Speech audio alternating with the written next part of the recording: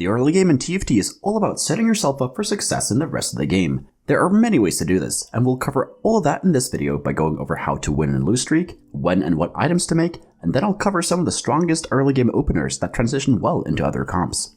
At the start of the game, everybody is short on money, and we need a lot of money to hit our late game comps and carries. Therefore, one of the goals in the early game is to build up a strong economy. This is done by focusing on our interest points, and also by having a continuous streak. Hitting your interest points of 10, 20, 30 gold and so on is going to be important regardless of how you are streaking. The earlier you start hitting the interest, the better, since the more money you have, the easier it is to get more money later. Streaking works in the same way. If you have a continuous streak, you will get more money each turn, allowing you to get even more interest gold, which results in even more money next turn. Good economy management paired with streaking can snowball very fast, so let's take a look at how to win streak first. Win streaking is all about playing a strong early game board to win as many consecutive rounds as possible. The ideal scenario is to have a 5 win streak coming into Krugs. This gives us 5 gold from winning 5 rounds, and 10 gold from streaking. Win streaking can only be achieved by playing a strong early game board, meaning you have many 2-star units, synergies that fit well together, while also having items to further increase your board power.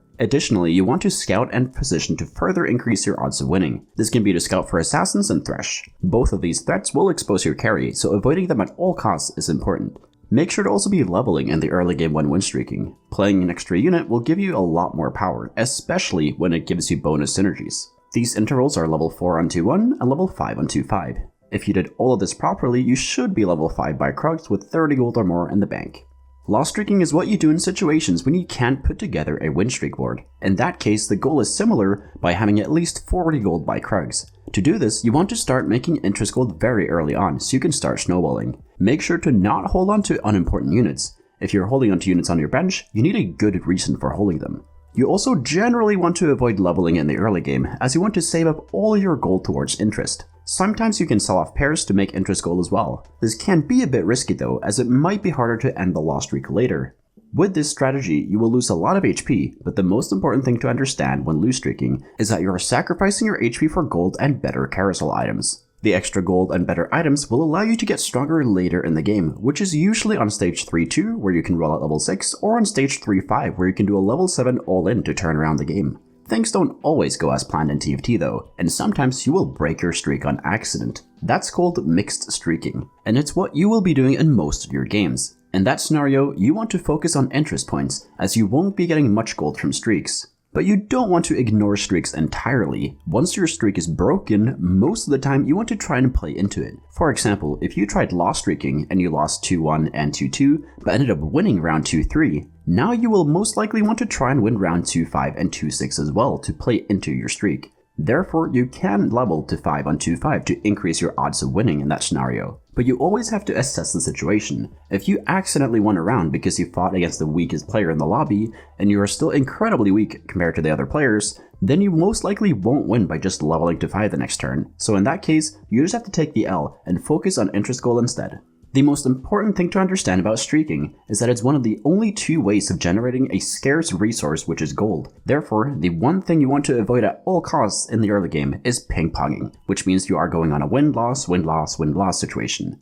In that case, you're generating no gold from streaking at all and losing out on 5 to 10 gold in the early game. If you want to learn more about economy management, check out my economy guide, where I go in-depth on that subject. Items are a core part of TFT, and making the correct items will give you large power spikes. Knowing this, a big mistake a lot of players make is to be very greedy with their items, resulting in them having a ton of components left on the bench, and that's a lot of potential power not being used.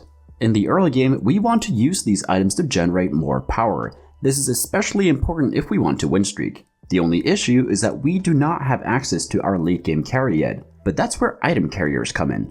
Item carriers are typically 1 or 2 cost units that can use the same type of items as your late game carry. For example, Senna is a great item carrier for Corki, as she can use the same type of items as him. Another example is Twitch, who is a great item carrier for Xayah. In the early game, we put our late game carry items on early game carries. The job of them is to hold and use the items so that we don't lose out on their power, hence the name item carriers. There are a couple of things you need to be aware of before you make items in the early game though. The most important thing is who is going to be your late game carry this game, and what type of items do they need. Say for example you want to play Siphon carry. he needs Rageblade, QSS, and BT. In that case, you can make any of those 3 items early as you know you need them later. The second thing is, do you have a good champion that can use those items right now? If you want to make Deathblade, but you don't have a single champion that can use Deathblade well, it's generally better to wait, or to make an item you can use with one of the 2 swords. The third thing is, how will me making this item affect the rest of my items later in the game? For example, if you want to make Bramble Vest for your tank right now, but you know you need an Edge of Night later, then it might not be good to make that Bramble Vest, as you will have to get another Chain Vest later. But if you don't need any more Chain Vests for your late game carry, then it's great to slap Bramble Vest here, as you're gaining more power onto your board and not disrupting your late game carry items. The final question you need to ask yourself is, how will this item limit my options later? For example, if you slam Deathblade, you are pretty much forcing yourself to play an AD carry that game. It's good to limit your options to a certain extent in TFT, as having too many options in no direction usually just leaves you with one option, and that is to go 8th place. Limiting your option to only playing AD carries in the early game is fine, as there are still a ton of options within that tree. But there are some AD carries that don't like Deathblade. For example, Siphon gets AD and AP through the Whisper trait, therefore he only wants items that scale with raw AP and AD, not items that give him more AD and AP like Deathblade. In other words, if you slam Deathblade in the early game, you are limiting yourself to AD carries that like raw AD. Again, this is not necessarily bad, as Corki, Xayah, and Olaf all love getting raw AD, so you still have a lot of great options left in that case. The last thing I want to touch on before we get into the best early game openers is how we actually make strong boards. Making a strong board is something you want to do in both loss streak and win streak cases. If you're playing a loss streak, you want to lose, but you don't want to get rolled every fight.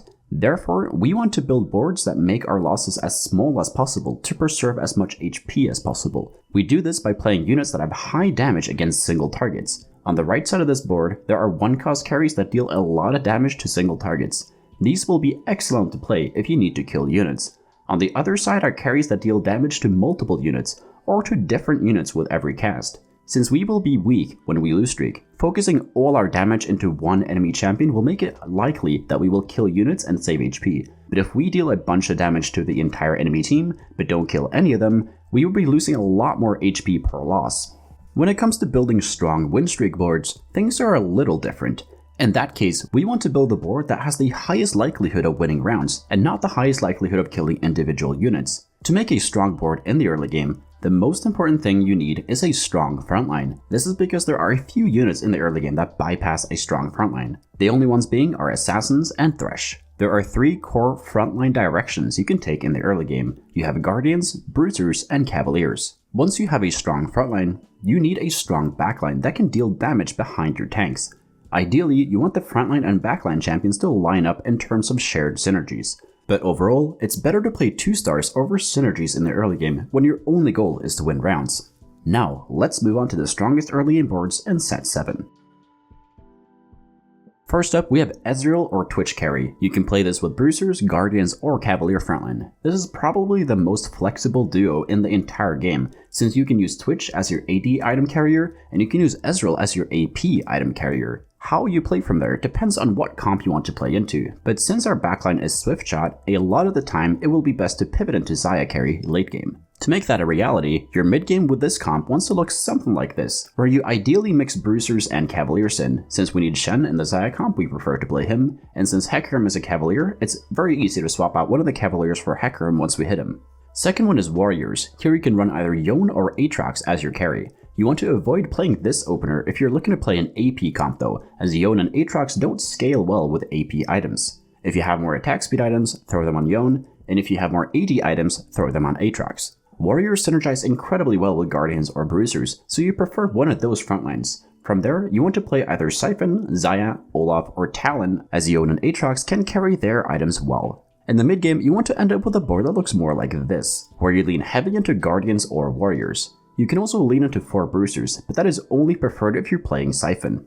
Another one is Mages. Here it will depend a little on what comp you're playing before you decide the item carrier. Nami is great if you want to play reroll Nami or Astral, but if you're playing something else, she usually stays in the Mage comp until the late game, and in that case, you want to run Heimerdinger as the item carrier, or you can still use Nami and remake her once you hit that carry. In the mid game, you want to lean into 5 mages almost all the time. This is to keep getting power into your mages and to get stronger with a frontline like Sylas and Lilia. Here you want to move carry items onto Ryze or Lilia and use one of those as your carry for mage items instead of Heimerdinger. Next one up is Nidalee with Astrals. You add in a Bruiser or Shapeshifter depending on what you find. With this comp, you're looking to play melee AD comps and use Nidalee as your item carrier into these. Those are comps like Olaf, Siphon, and Shio you carry. Reason being is that Nidalee wants the same type of items as them, since she is also a melee AD carry. These are items like Rageblade, QSS, Titans, BT, and IE. In the mid game, you want to add more Bruisers if you're playing Siphon, add in Jades if you're playing Shio Yu, and if you're playing Olaf, you want to transition out of Astrals and into Warriors and Guardians in the mid game. Next one up is Cannoneers. This works best with Bruisers due to the Rebel trait being activated by Tahm Kench.